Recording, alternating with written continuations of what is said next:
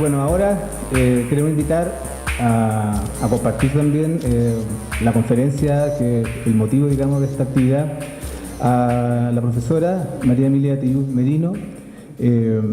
Tengo aquí su currículum, pero yo creo que es más vale escucharla que leer todo su pergamino. María Emilia, te invito a compartir tus palabras y un aplauso, por favor.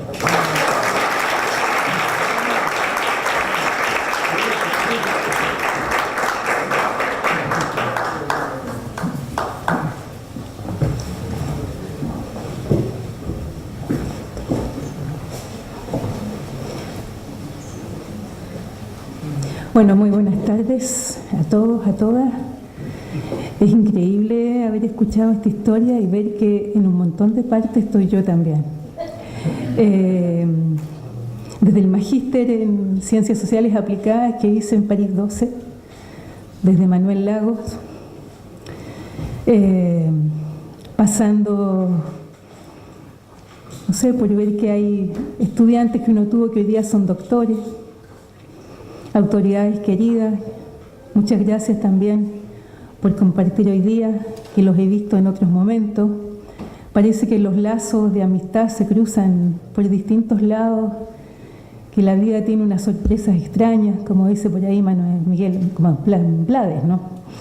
Rubén Blades, y que nos llena de, no sé, de unos momentos en que por ahí en los juicios orales se llama refrescar la memoria, ¿no? Cuando al testigo, al perito se le olvida algo, entonces se le refresca la memoria para que no se olvide. Y está lleno de cosas en donde efectivamente compartí muchas veces con ustedes. Quiero agradecer a todas las autoridades, especialmente a Francisca, a Jaime. Me alegra tanto ver a Ronald Cancino, en donde está ahora. Traigo también un saludo cariñoso de la carrera de Sociología en la Universidad de Chile, que además es como estar en la Universidad de Chile, de todas maneras es la Universidad de Chile, ¿no? Acá o allá, a pesar de que quisieron romperla, destrozarla, ¿no? Y una carrera de Sociología que ha sido tan castigada, ¿no? Es una chica peligrosa la Sociología, y qué bueno que lo es. Eso la hace más seductora, ¿no? Es una mujer además, ¿no? La sociología. Entonces, es un honor estar con ustedes. Creo que lo primero es decirles que me pregunté por qué me invitaban a mí cuando quién más que ustedes pueden hablar de la sociología aquí en Temuco, en la Universidad de la Frontera, ¿no? Y pienso que es el cariño, Francisca, un cariño grande que no suele o no puede expresarse tan sencillamente, ¿no? Porque es muy profundo también, ¿no? Y bueno, todo este lazo histórico nos deja ver que estamos más viejos y más viejas también, y que esa es la suerte de ver a tantos estudiantes, un estudiante, ex estudiante que me la encontré recién y que está partiendo un postdoctorado, pero qué orgullo, ¿no? Haber formado parte, haber estado con ustedes en el lanzamiento de un libro. Y bueno, amigo Chávez, una historia que viene de mucho antes de la sociología, ¿no? No piensen mal, pero que tiene que ver con las historias, esas historias de esos momentos duros, ¿no? Entonces, todo eso hace que venir a Temuco, además de venir a la Universidad de la Frontera, es encontrarme además con tantos amigos. Algunos no están acá, ¿no? Pero recuerdo, por ejemplo, el magíster en Ciencias Sociales Aplicadas, en donde participé cuando terminó Claudio Bando, ¿no? Qué alegría saber que él va a ser doctor 2 veces, ¿no?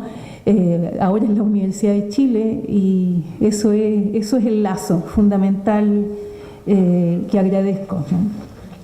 También contarles que me enredé mucho en lo que iba a decir hoy día. Debe ser por esto, ¿no? Que me preguntaba por qué yo, ¿no? Si en realidad, ¿qué puedo decir yo de la carrera de Sociología de la Universidad de la Frontera, salvo que en una tarea más ingrata me tocó ser parte de pares en un proceso de acreditación en lo que ya no participo más porque creo que es muy terrible ir a evaluar a los amigos, ¿no? Entonces, preferible ser par interno dentro de la misma universidad y no estar buscando en qué la cosa puede fallar, es un lío, ¿no? Así que bueno, empezando por eso, decirles que el texto me complicó, pero voy a intentar decir algo que lo voy a plantear así. Creo que el regalo que me hacen tiene que ser devuelto. Y en esa devolución que no se acaba nunca, como dice el gran Marcel Mauss, ¿no? Siempre el regalo nos deja con un problema en las manos, ¿no? Porque hay que devolverlo siempre. Y eso permite decir que a lo mejor voy a seguir viniendo y que ustedes van a seguir yendo allá. Entonces, intentaré entonces dar unas vueltas por lo que ocurre acá, por la celebración, ¿no? Luego un poco hablar de la profesión, del oficio y al final de aquello que es tan complicado, ¿no? Que nos quema las manos, que es el compromiso. Entonces, me pregunté si en un momento en que hay fiesta, ¿no? Valía la pena ponerse seria para hablar de compromiso. Pero no hay mayor compromiso que la fiesta, pues ella alberga el goce de celebrar hoy parte de lo que somos en la vida, ¿no? Sociólogos, sociólogas, oficio que se comparte en el afecto, principalmente. Celebrar 25 años no apela solamente al tiempo contenido en un cuarto de siglo, sino al de los 25 de historia de una producción académica proveniente de una universidad pública, de un modo de hacer que involucra un sello, un estilo de trabajo, unas relaciones, unas interacciones que le confieren singularidad a la sociología, acá, en Temuco. Es claro que a causa de las rutinas académicas, el acopio del conocimiento no sea siempre visible y que generalmente se descubran tareas obligadas de organización del material acumulado al momento de las acreditaciones, cuando reaparece en estantes y en archivos al momento de hurgar en las trayectorias de profesores, profesoras, estudiantes, egresados que están y que ya no. Se trata de un conocimiento múltiple generado en libros, artículos, cursos, tesis, programas, proyectos y lazos con el medio. También en su internacionalización, profesores invitados, seminarios, congresos, proyecciones, modificaciones, planificaciones, además del material que surge de la creatividad que convoca el quehacer sociológico en los tiempos de hoy. Entre medio de la incertidumbre, la desconfianza, las ilusiones de transformación, como de la espera de un proyecto que se gane, una beca que apoye los estudios, un reconocimiento que saque del rincón, una buena nota a pesar del trabajo que obliga a estudiar de noche, en domingos, en feriados, que reducen y desarman al tiempo. Participar de una carrera, y la carrera de sociología, es también el ejercicio de atesorar los encuentros cotidianos en jardines y pasillos, cuando aflora la pregunta por cómo va la vida, la pareja, la madre, el niño que nace, la salud, y que se acompaña con la sonrisa en el frío, la invitación al café, la conversa de lo que ocurre, la rabia o el temor por las luchas dadas afuera y adentro de la universidad, junto a las solidaridades y la comprensión ante apoyos individuales o colectivos, o los abrazos bien apretados que felicitan o que apoyan cuando se lloran los muertos. En Temuco, los actores de la sociología en esta universidad saben de las luchas duras, de esas feroces que se cuentan mal y al revés para producir bronca, esas de pueblos y sus allanamientos, sus detenciones, sus heridas, sus incomprensiones, sus baleos, sus injusticias, sus reclamos sin respuesta, jamás, nunca con respuesta. Es un lugar lleno de esfuerzos para abordar, por ejemplo, los cambios climáticos, las desigualdades de género, la vida rural, la memoria, las metodologías y las teorías que ayudan a pensar diversos problemas. Mucho se urde en esta casa, que se impregna del olor que hace sentir cómoda, de la posición de las cosas, de la disposición de funcionarios, de colegas, de compañeros que se reconocen incluso después de haber envejecido. Entonces celebrar un cumpleaños de medio siglo implica efectivamente echar la casa por la ventana. La sociología ha sido de hecho estructurada sobre un modelo dominante científico y humanista que la ha convertido en una disciplina disciplinada, también profesionalizada, al interior de un proceso de producción de un campo que hoy más que nunca apela a la competencia, generalmente controlada por los dictámenes y requisitos que pone un mercado que parece cerrarle las puertas a su autonomía. Es duro pensar que hay que saber venderla y sobre todo venderla bien. Y en esa venta estamos los sociólogos y las sociólogas, aunque podríamos pensar de antemano que lo que nosotras vendemos es menos valorado, salvo que se trate de algún producto propio del género femenino que tenga en algún momento algún interés para alguien. La amenaza contenida en la necesidad de trabajar para ganarnos la vida está latente, al igual que lo está la incomodidad de sentirnos vendidos o vendidas cuando aceptamos un trabajo diseñado de antemano, marcado por referencias que en ocasiones están lejos de coincidir con nuestro punto de vista sobre la sociedad y sobre el trabajo sociológico, especialmente cuando hemos aprendido una sociología en estas universidades públicas y en esta que se quiere sociología crítica. No obstante, ese interés y este enfoque se desvanecen ante la urgencia de trabajar en marcos con los cuales no nos reflejamos mucho, pero a los que debemos responder. Y cuando se produce ese proceso de intercambio mercantil, nos preguntamos por lo que hacemos o para quién lo hacemos y por lo que somos: expertos, expertas, productores de datos, asesores, consejeros, profesores, científicos. ¿Qué es lo que somos?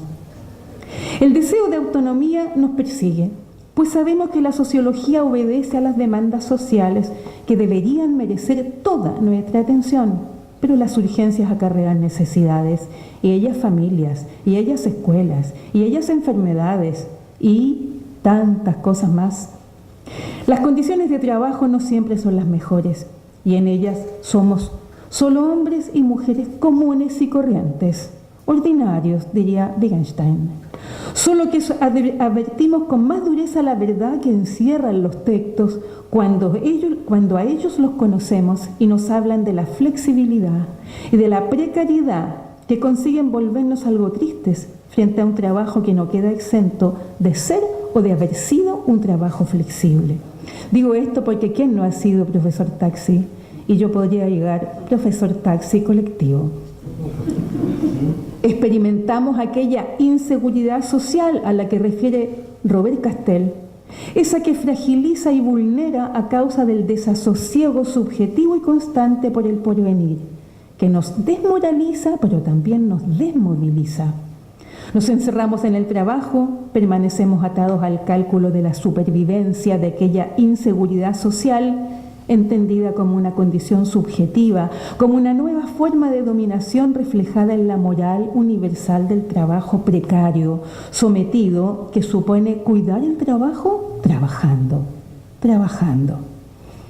Sin duda, es el nuevo régimen económico que Bourdieu denominara flexexplotación, advirtiendo con ella sobre la inseguridad fundada en la manipulación organizada y racional, como una forma de explotación que degrada la calidad de todo empleo, porque parece que ya no manejamos nuestros tiempos, ni nuestras comunicaciones, ni nuestro espacio laboral, al individualizar la relación con el trabajo y aislarnos para integrarnos de modo totalitario a una suerte de espíritu empresarial sociológico, vinculado a presiones laborales, o a las del paper, como premio cuando es aceptado y castigo cuando no conseguimos la indexación que nos hace medianamente presentables a los concursos.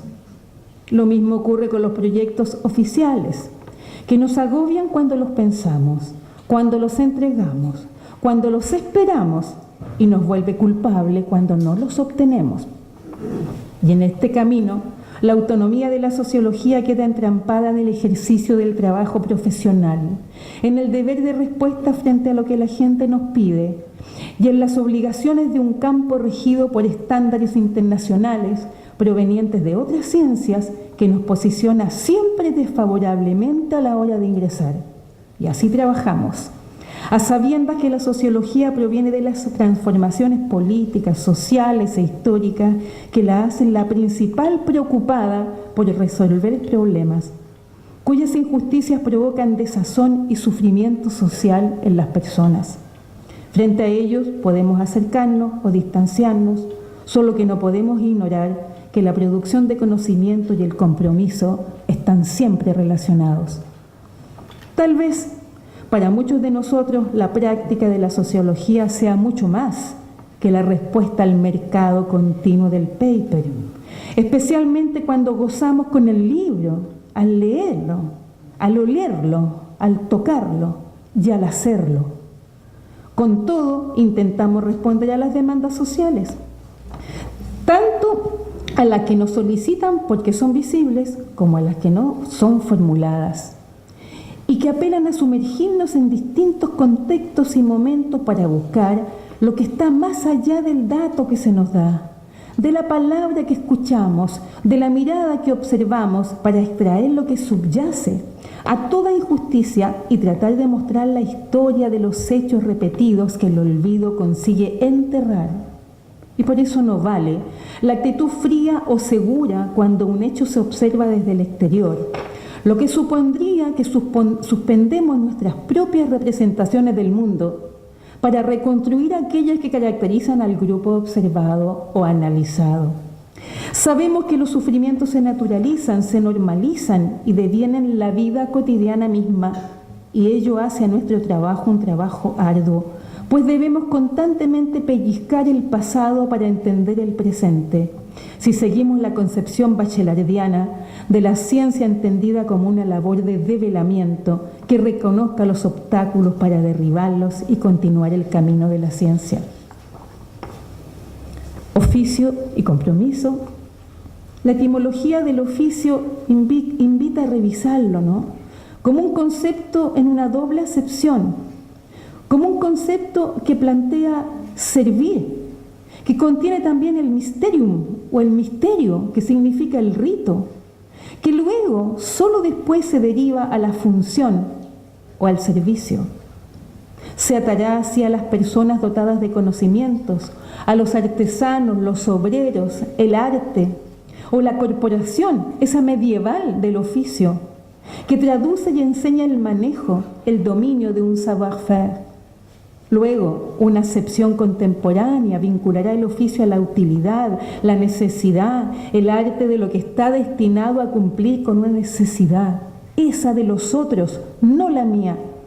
Se trata de capacidades técnicas, pero la sociología observa, sigue observando y muestra cómo las dimensiones individuales y colectivas de un oficio se mezclan y se complican con la creciente interdependencia de las actividades profesionales. Entonces, a la característica técnica se agrega la dimensión tecnológica, y en un contexto de profunda transformación del aparato productivo y de crecimiento de la especialización y la automatización, se pierden las antiguas características del oficio y con él todas las tareas que estaban vinculadas cuando la movilidad del trabajo y sus rápidos y continuos cambios tienden a la profesionalización. Detenernos a pensar en el oficio implica una reflexión sobre la disciplina, sobre nuestra disciplina, pero de un modo muy riguroso, que invita, por ejemplo, a buscar lo que decía Everett Hughes sobre la comparación entre psicología y sociología para referir al oficio científico y señalar algo similar a lo que estamos planteando respecto al hecho de que la investigación científica en sociología está cada vez más confrontada a la emergencia de una organización sobre el modelo de la profesión, debido a la capacidad operatoria que se implementa en distintos campos para responder a las demandas sociales.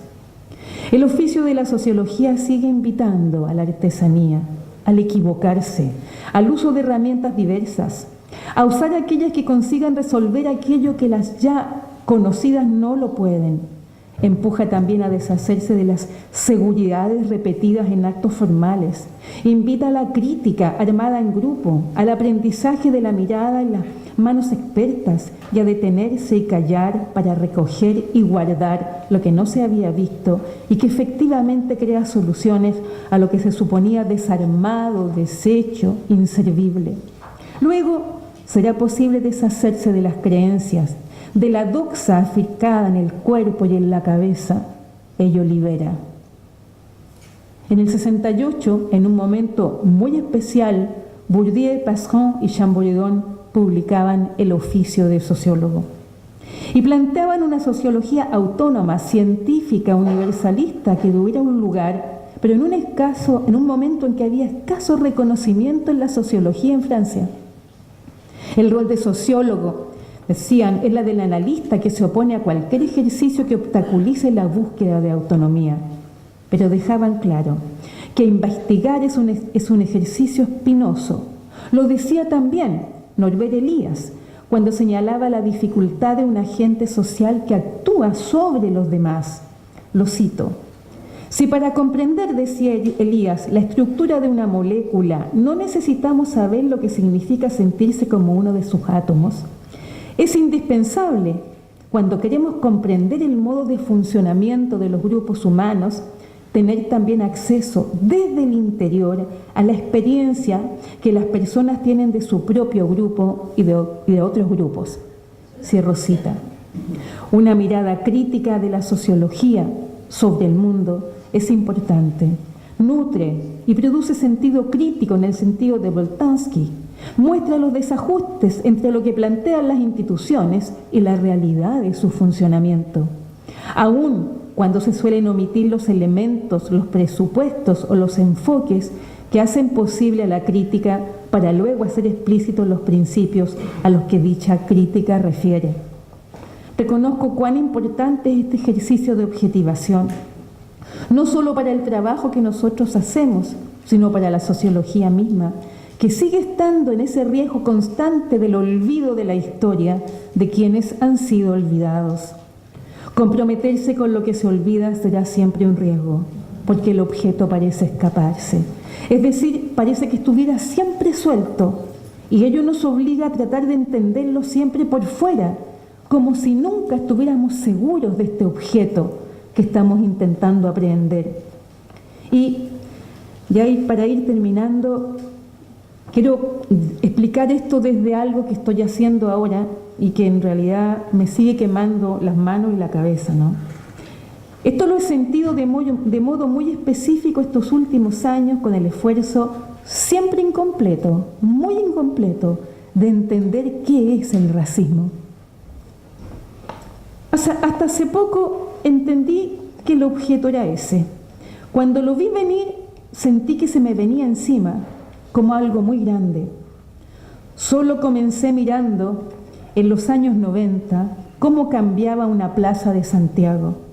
Algo me atraía problemáticamente hacia personas que antes no había visto en ese lugar, que comenzaba a llenarse de ellas, de ellos, colores, olores, acentos, risas, modos de caminar.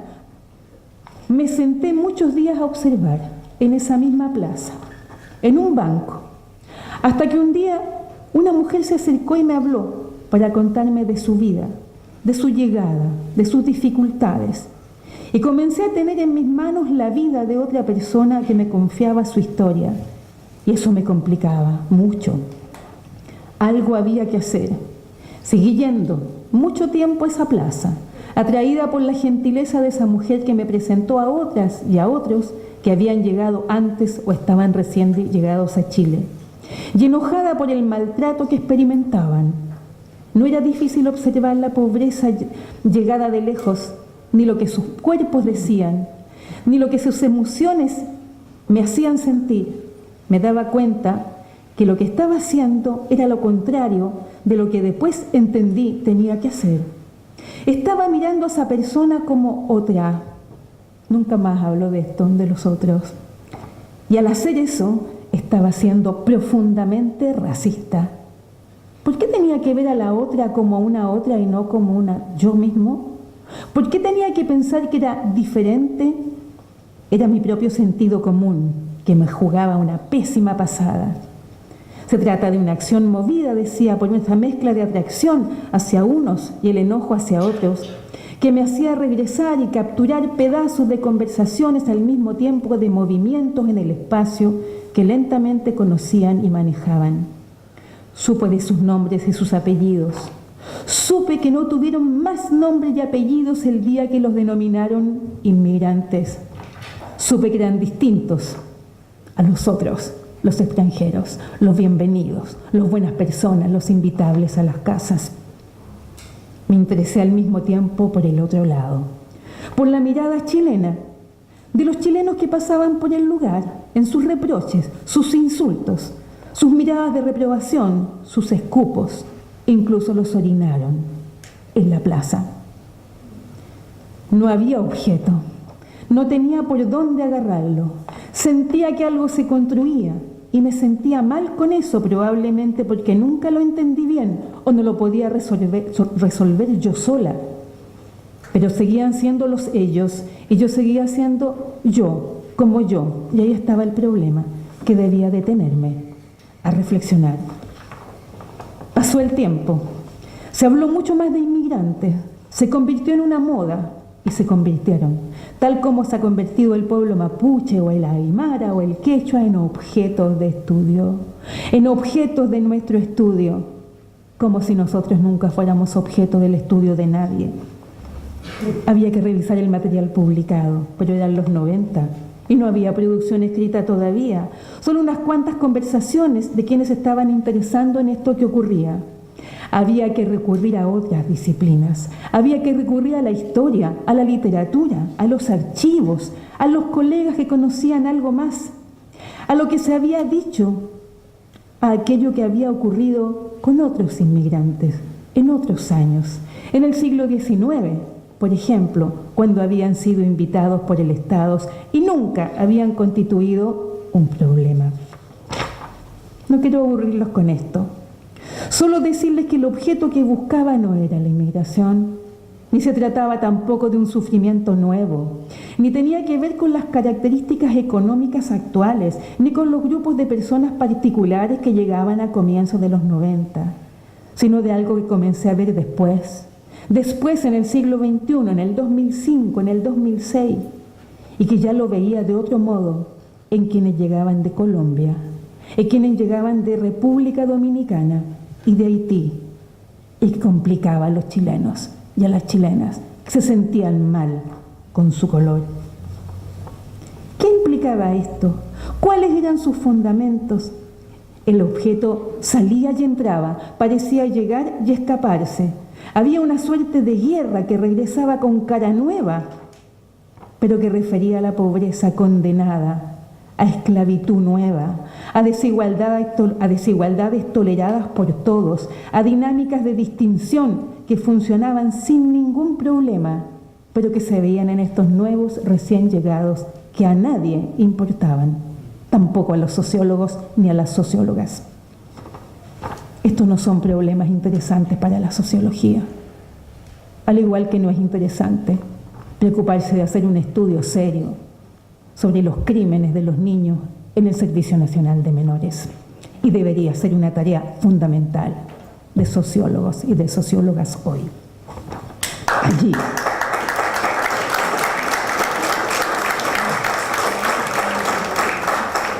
Lamento decirlo así, pero ahí es un crimen del Estado. Es el abandono del Estado al que Foucault refiere. Una sociedad de individuos, o un aumento del individualismo. Bueno, hay teorías que sirven mucho para pensar esto. Y pensé que lo único que no estaba haciendo era un trabajo sociológico, que más bien me había dedicado a sentir lo que ocurría, lo que me ocurría en tanto chilena de Chile, que veía que ahora había llegado gente para ser odiada sin problema. Solo unos 10 años después, en que pasé de investigación en investigación sobre los inmigrantes, sobre sus sentimientos y sus emociones, que afortunadamente tejieron muchas amistades, entendí que se trataba de otra cosa, se trataba del racismo. Por lo tanto, había que dar vuelta a las cosas y no detenerme en ellos, sino en nosotros, empezando por mí, obviamente, por mi propio racismo. A partir de ahí efectivamente aparecía un problema, recién aparecía, no sé si se construía ni se ha construido, a partir de un objeto que se escapaba, que aparece a veces y se sigue escapando. Por ejemplo, si queremos ver al racismo como un estereotipo, estamos siendo racistas. El racismo es un objeto neutral que no vemos, porque se mueve, porque tiende a desaparecer, y porque nuestro racismo mismo hace que el objeto se mueva y lo hace desaparecer en tanto que tal, en tanto racismo. Y entonces, solo cuando nos damos cuenta de eso puede aparecer un compromiso sociológico, cuando hay construcción de un objeto inaparente, y es necesario que nos comprometamos con ese objeto inaparente, no con aquello que vemos, sino con aquello que ese objeto oculta de sí mismo. Entonces, tal vez lo que había pensado es que no estoy tan segura que podamos construir sociedades muy humanas cuando la inhumanidad nos caracteriza, cuando animalizamos a mujeres y les decimos perras, cuando animalizamos a los inmigrantes y les decimos mandriles, focas, monos, cuando animalizamos incluso a la política que tendría que decir las cosas de otro modo. Vamos a intentarlo, sin embargo, porque a pesar de todo, a pesar de estas dificultades que traté de relatar muy brevemente, porque el relato es mucho más largo de lo que me ha pasado con esto, la sociología es una maravillosa disciplina en la que estamos insertos. Coincido con Bourdieu en que es un deporte de combate, no porque combatamos, sino que porque nos preparamos a una defensa y nos preparamos también cuando nos atacan. Es peligrosa, es algo coqueta, es atractiva. Y además, yo estoy segura que si ustedes les preguntan a sus familiares si saben lo que hace un sociólogo, tampoco saben muy bien lo que hacemos. Nos confunden generalmente. Y por eso mismo, viva la fiesta de la sociología, vivan los 25 años, vivan ustedes. Muchas gracias.